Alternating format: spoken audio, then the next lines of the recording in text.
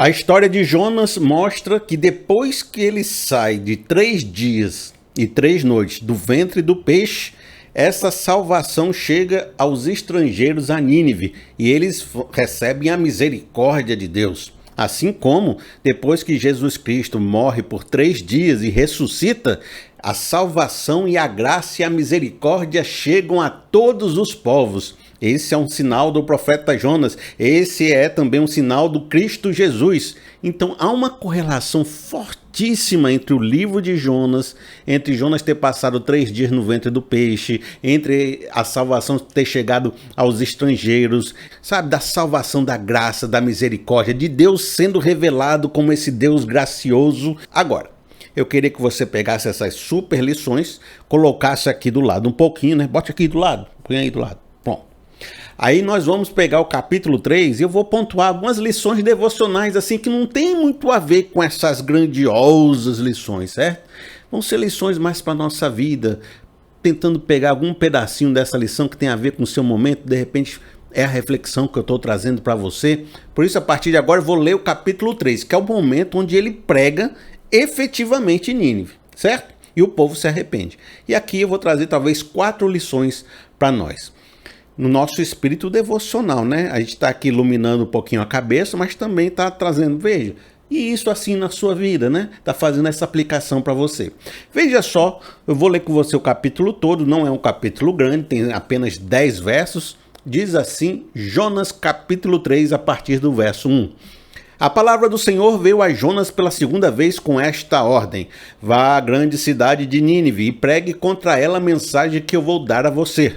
E Jonas obedeceu a palavra do Senhor e foi para Nínive. Era uma cidade muito grande, demorava-se 3 dias para percorrê-la. Jonas entrou na cidade e percorreu durante um dia, proclamando: daqui a 40 dias Nínive será destruída.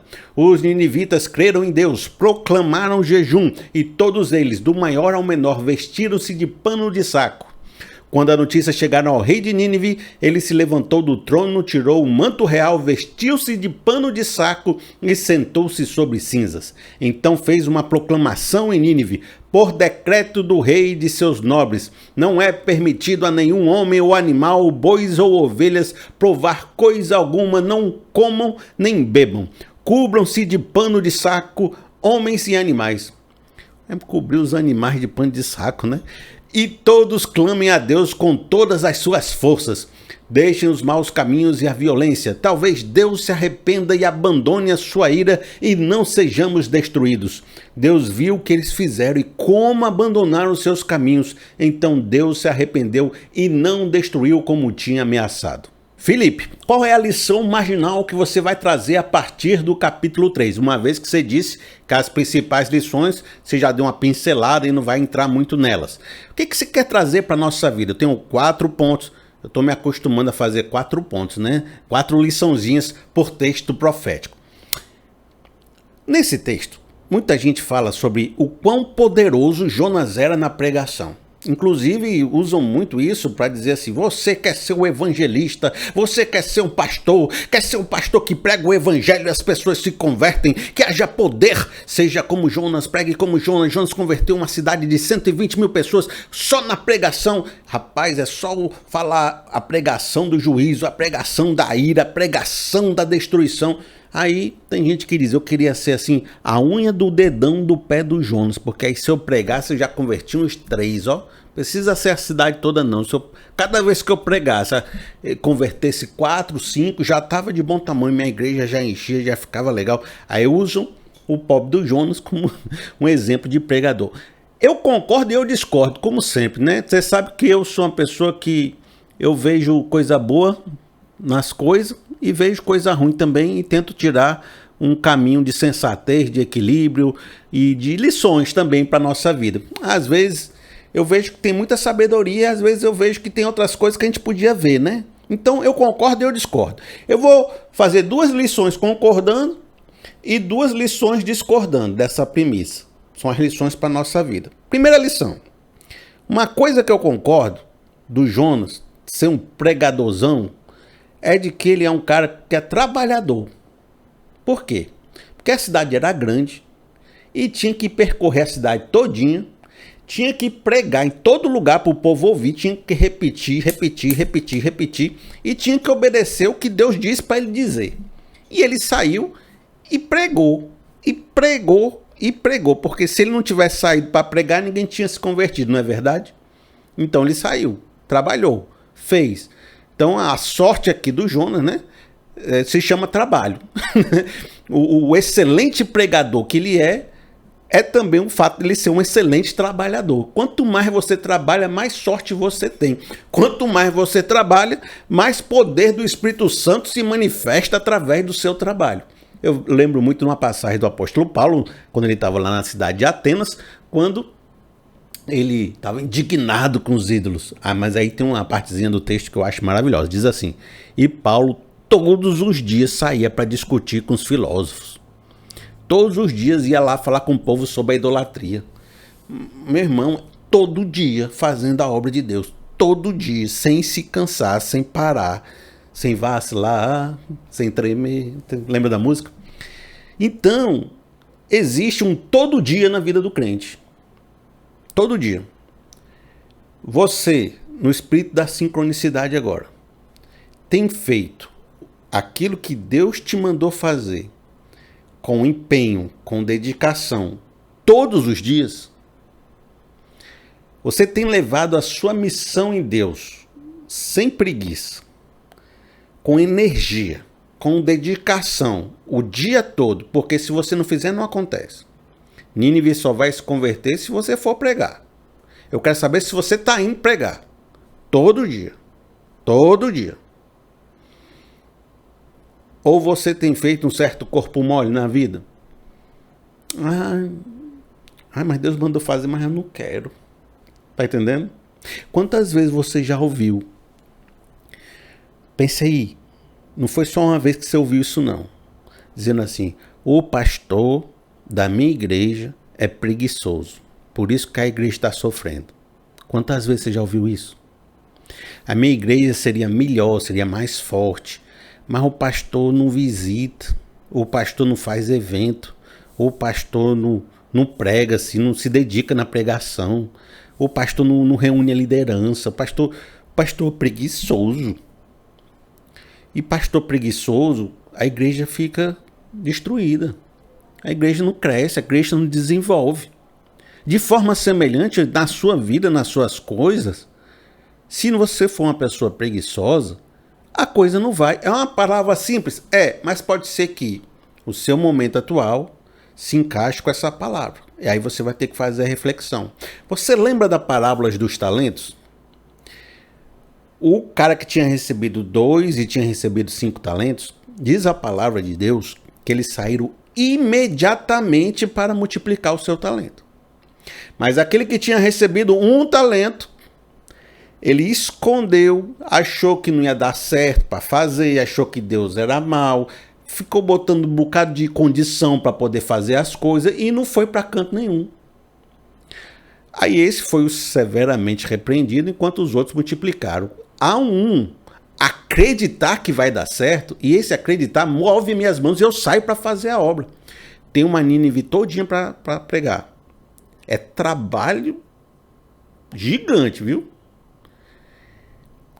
E se você ficar dizendo, mas é muito grande, mas eu não sei andar, minhas costas, mas eu não sei se vai dar certo. Aí você não vai mesmo não, aí você não faz nada. Se você tem esse trabalho tão grande, quer dizer que você tem que sair logo, tem que fazer logo. O que Deus te mandou fazer que você ainda não está fazendo? Rapaz, eu tenho que repetir várias vezes para você entender, rapaz. Tem que se quebrantar aí, tem algo que você deveria estar fazendo, que você deveria estar botando sua energia, tem que parar de dar desculpa e trabalhar todo dia. Aí você vai ver a obra de Deus se manifestando na sua vida. Mas tá cheio de desculpa e tá sem promessa de Deus acontecendo na sua história, porque não está fazendo. Você queria proclamar que tem uma grande promessa acontecendo. Tem uma Nínive, olha só o Nínive ali, preguei, tudo convertido. Olha o ministério aqui acontecendo. Você quer falar isso, mas você não quer trabalhar. Bom, sincronicidade. Felipe, nem fez cosquinha em mim, que eu não tenho nada a ver com isso, eu sou trabalhadeiro. bênção. Deus abençoe você. Segunda lição que a gente vai tirar aqui. Diz assim: ele realmente acreditava no que estava falando.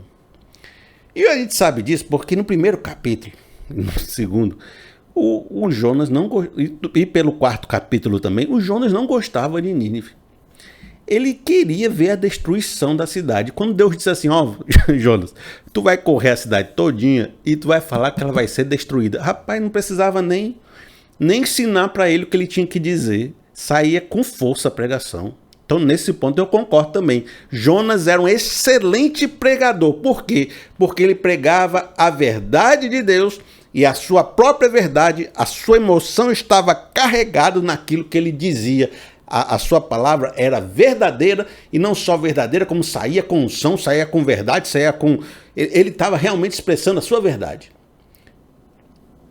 Ele chegava, ainda 40 dias e Deus vai decepar, vai tacar assim o fogo na cabeça de vocês, vai abrir um buraco, vocês vão morrer tudinho. A barra aqui é destruição, eis que te digo, vejo o fogo descendo em cima de vocês. Aí, povo, meu Deus, esse menino tá falando é verdade mesmo, olha o jeito que ele tá falando, olha a verdade dele, olha os olhos dele brilhando ali. Rapaz, que eu tô é com medo dele, vou me arrepender, né não?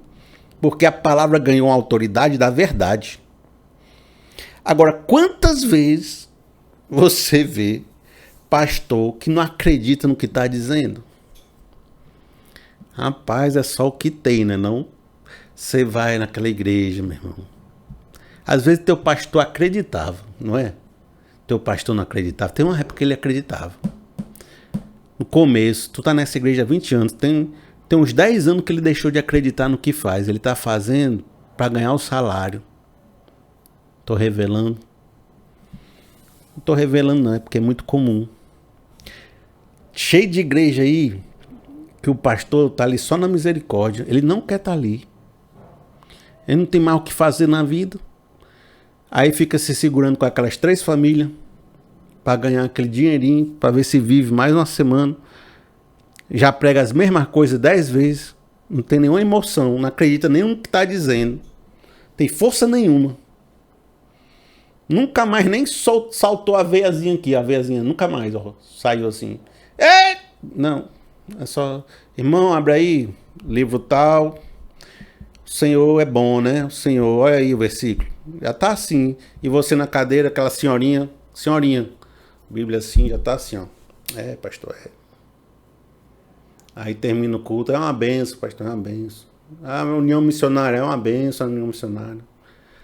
Aí fica aquele negócio triste. Amigo, isso aí não é vida não, rapaz. Isso aí não é vida não. A gente tem que fazer as coisas querendo fazer. E nesse ponto aqui, eu tenho que aprender com Jonas. Ele pregou de verdade a verdade que estava no seu coração, ainda que fosse uma verdade difícil, né? É destruir vocês, né?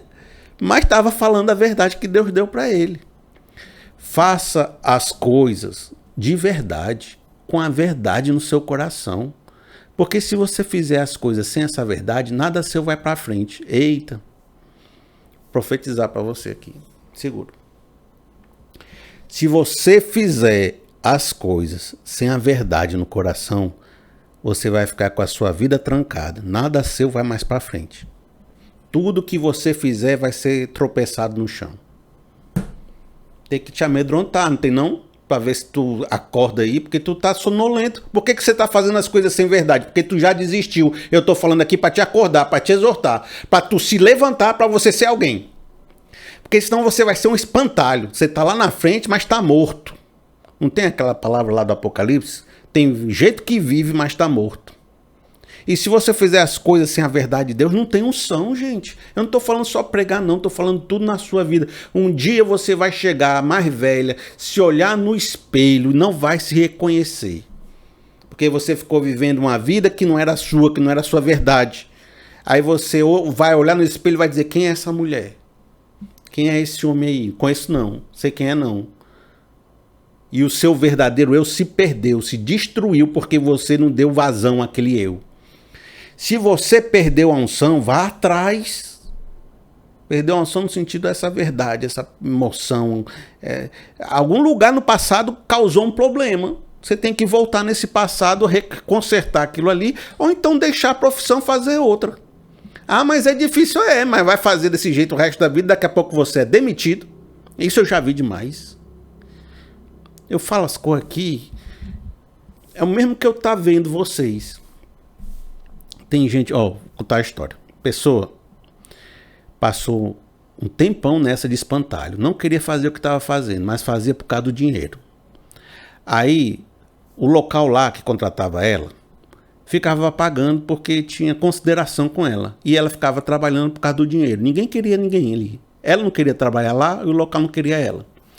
Aí ficou levando. Aí ela achou que ia ficar assim 30 anos. E o negócio lá estava esperando para ver se a pessoa consertava. Mas chega uma hora, aí entra naquele lance da paciência de Deus, né? O tempo da misericórdia. Chega uma hora que o local diz assim, rapaz, eu vou enfrentar o incômodo de jogar ela para fora, de demitir, porque a pessoa não está fazendo direito as coisas. Aí vai, demite.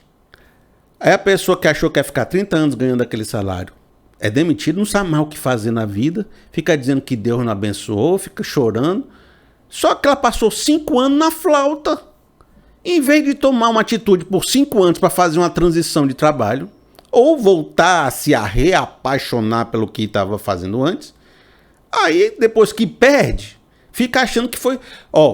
às vezes você precisa perder um emprego para você acordar nessa vida. Você perdeu o emprego? Então é um sinal de Deus. Você precisa entender por quê. O que está acontecendo? Por que você não está sendo prestigiado pelas pessoas que te contrataram? Se você levar um casamento sem vontade de estar no casamento, aquele casamento vai acabar. Não tem para onde não. As pessoas aguentam 1 ano, aguentam 2 anos, aguentam 3 anos. Mas se você está que nem um espantalho dentro de um casamento, em algum momento as pessoas vão dizer, quer saber? Então, tchau. Então nisso eu acredito. Se você diz, Jonas era um pregadorzão porque ele falava a verdade do seu coração, eu acredito. Que é assim que as coisas dão certo. Eu, toda vez que vou pregar, eu era muito chato. Eu sou muito chato, sempre fui muito chato. Abrindo meu coração com vocês, desde a época da publicidade. Pense numa pessoa chata, sou eu. Estrela. Na época da... só faço os trabalhos que eu quero fazer, só faço do jeito que eu quero fazer, tal. Aí eu dizia assim, rapaz, mas para mim ficar sendo essa pessoa que põe essas exigências, eu tenho que ser bom. Porque se você é um cara ruim e ainda põe exigência, aí ninguém te quer, né? Então eu fazia assim um trabalho muito bem feito, porque eu só queria trabalhar com gente boa, só queria trabalhar no horário certo, eu não queria ficar morrendo de trabalhar, eu ficava fresco, né? Aqui no Ceará fresco é exigente, né? E eu fazia isso porque eu estava querendo fazer a minha verdade. Só que e isso era algo que me frustrava muito na publicidade. Eu tinha que fazer a verdade dos outros. Então eu tentava adaptar a minha verdade com a propaganda do outro, com o produto do outro, com o que o outro queria passar. E em determinado momento eu ficava dizendo, mas eu não quero vender fogão. Eu sei que a gente faz as coisas que não quer fazer e a gente tenta viver a vida da maneira que dá, né? Mas eu fiz uma transição para fazer o que eu quero fazer. E te digo, amigo, hoje eu faço exatamente o que eu quero fazer. Pode ser que tem dia que eu pregue umas coisas que eu nem acredito tanto. Mas aí vai na submissão a Deus. Eu digo, Deus, você mandou pregar para Nínive? Não quero não, mas eu vou e faço. Tem dia que eu procuro assim, o que eu quero dizer aqui na Bíblia? O que está passando no meu coração? Aí Deus me mostra. Aí naquele dia vai na veia assim, ó. Até digo, irmão, você quer escutar? Não quer escutar? Não me importa. Mas eu falei tão legal aqui o que eu queria que eu tô feliz. Amigo, você não tem tanto tempo na vida para ficar gastando, não, rapaz. Faça algo que você quer fazer. Pô, mas não posso sair a serviço público. Eu tenho que ficar lá porque depois me lasco na vida se eu sair. Beleza. Mas não tem nada lá que você goste de fazer, que você se apegue, que você goste de servir a população. Então, fora desse serviço público, se dedique à sua família, alguma coisa, algum projeto que você não deixe de ser, não se perca na vida. Porque é quando você junta a verdade de Deus com a sua verdade que uma grande manifestação acontece. Talvez você não esteja vendo Nínive se converter porque você ainda não juntou essas duas verdades. Beleza? Mas aí eu tenho aqui, ó, duas coisas que eu acho que não concordo muito do Jonas ser um pregadorzão e que traz também outras reflexões para nós. Qual é a primeira? Se ele fosse bom mesmo, Israel e Jerusalém não estaria tão corrompido e não levaria um juízo tão grande. Por que ele estava chateado de Nínive, Deus mandar ele pregar para Nínive? Porque Nínive destruiu Israel ou iria destruir Israel, dependendo de quando você coloca o Jonas, né? Na história ali, que ele não tem uma datação muito certa. Logo, Israel é tão pecadora, que Deus ia permitir que a Assíria, o Império de Nínive, viesse e destruísse ela. Agora, se ele era tão pregadorzão assim como você está dizendo, por que Israel não se converteu? Por que Jerusalém não se converte assim do mesmo jeito que Nínive se converte? Então, não sei se era ele que era pregadorzão, ou se foi quando ele obedeceu a Deus e Deus levou ele para uma outra terra que estava sedenta, uma terra boa para aquela época, para aquela semente que ele tinha para jogar, que funcionou. Aí sabe qual é a lição que eu tiro? Que às vezes você está insistindo num lugar que não dá fruto. E está tampando os ouvidos para não ouvir que Deus está te mandando ir para outro lugar.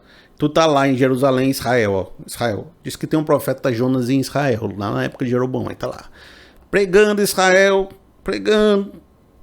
Ninguém nem se treme. Tu corre Israel todinho, ainda 40 dias, vocês vão se arrepender. O povo de Israel é rindo da tua cara, ó. Cadê o pregadorzão? A terra infértil. Agora Deus diz assim, rapaz, tem um povo aqui fora de Israel. Lá no Novo Testamento você vai ver o tanto de gente que vai se converter, mas eu quero fazer um negócio aqui contigo, Jonas. Vamos começar o processo, eu e tu aqui, porque Israel foi chamado para ser testemunha aos outros povos.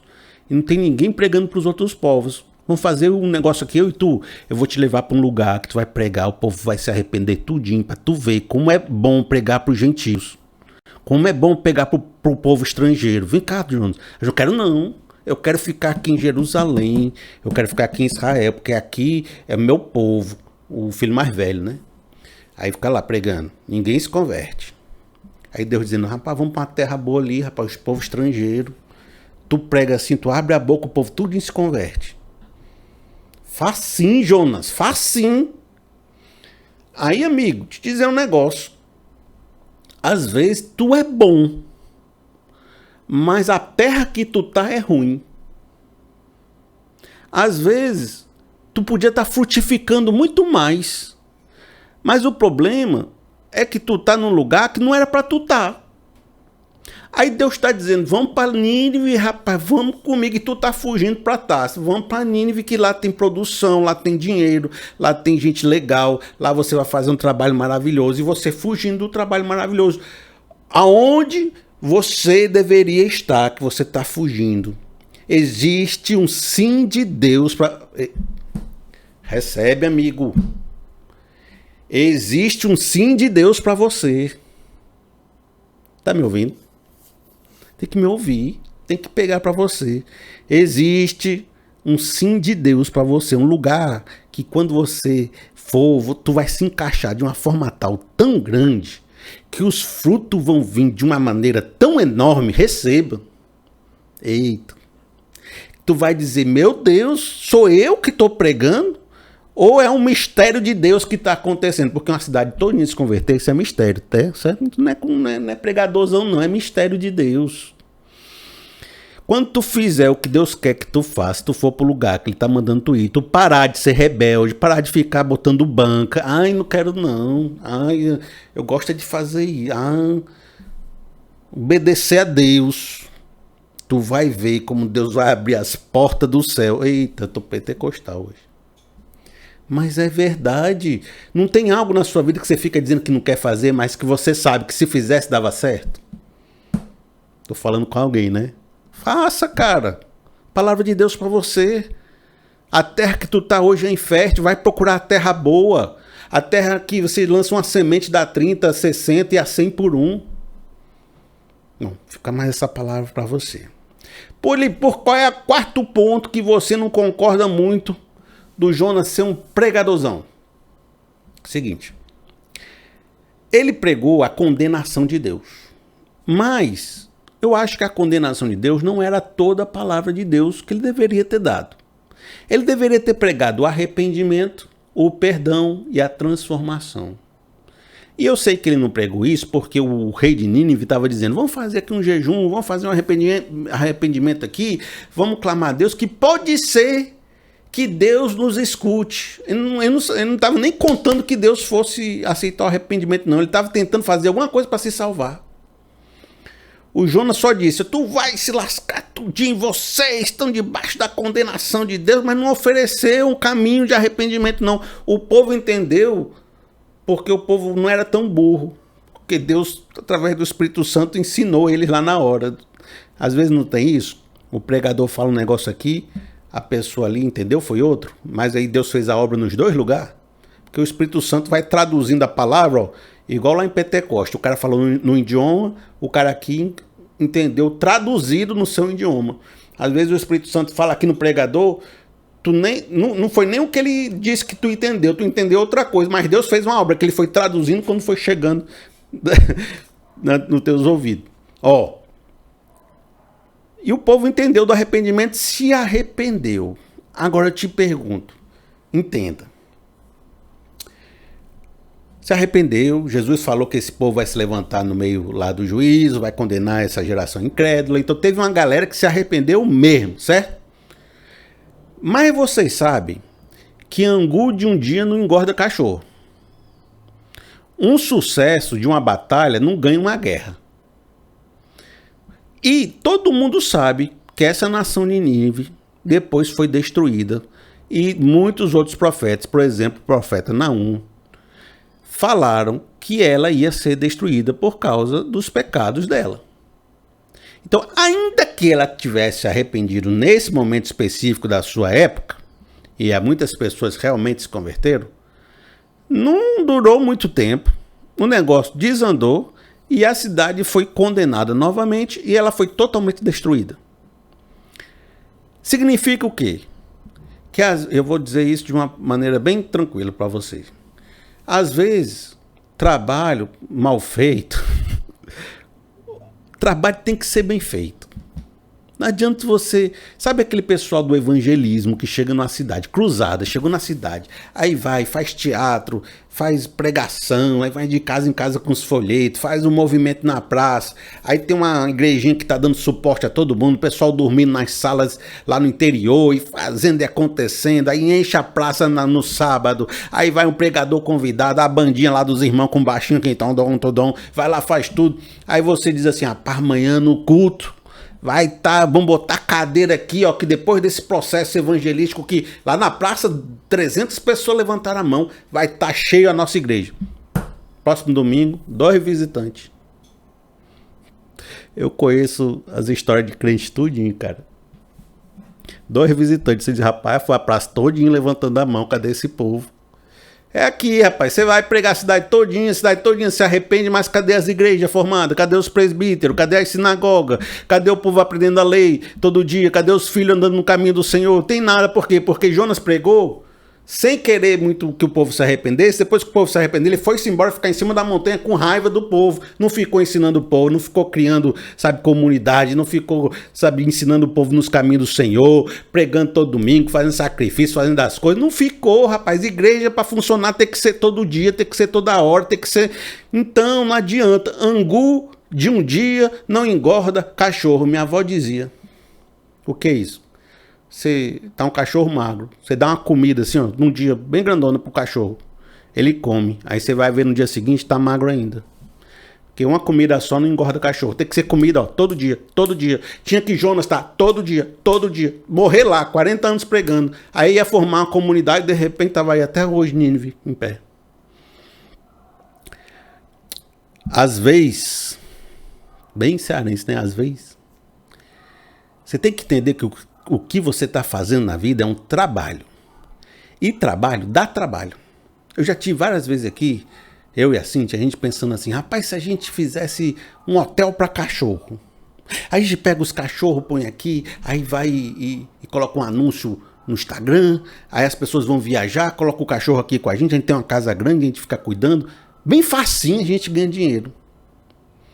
Meu irmão, quando a gente recebeu os cachorros aqui, 10 cachorros aqui para cuidar, os cachorros tudo brigando um com o outro, e com saudade do dono, e fazendo confusão, e um ficava mal, o outro ficava nervoso. Rapaz, a Cíntia quase não dormia o dia todo. Aí aquilo que você acha que é fácil, que é só vir, só botar o anúncio, só acontecer, meu irmão, é trabalho. E é trabalho diário, e para você fechar o mês, pagando as contas, vai ter que ser 300 cachorros dormindo na tua casa, o mês todinho. Então, angu de um dia não engorda cachorro, não. Tem que ser pregação todo dia. Eu estou fazendo aqui 40 dias de textos proféticos. É todo dia. Que é para ver se te alimenta. Porque, às vezes, fazer um vídeo aqui e acolá, a pessoa não está conseguindo se alimentar, não. Tem que ser, todo dia. Por isso que eu estou convidando vocês para o processo. Convidando vocês para vir comigo, para a gente poder crescer junto. Tá certo? 4 lições para você. Por hoje eu acho que já deu o suficiente. Amanhã tem mais. Quero que Deus te abençoe profundamente. Volte aqui amanhã para um novo vídeo, tá certo? Combinado? Se o irmão quiser fazer aquela oferta maravilhosa para mim, não se acanhe, porque cada ofertinha que chega me ajuda muito. Faça através do Pix, pr.felipeseabra@gmail.com, pr.felipeseabra@gmail.com. Se você quiser botar ali uma mensagenzinha, quando você faz o Pix, você consegue colocar. Faça lá para mim, que eu tenho lido todas as mensagens que chegam, tá certo? Vou botar aqui em cima uma playlist com todos os 40 vídeos para você clicar e assistir aquilo que você ainda não assistiu. No mais, que Deus abençoe você e até amanhã.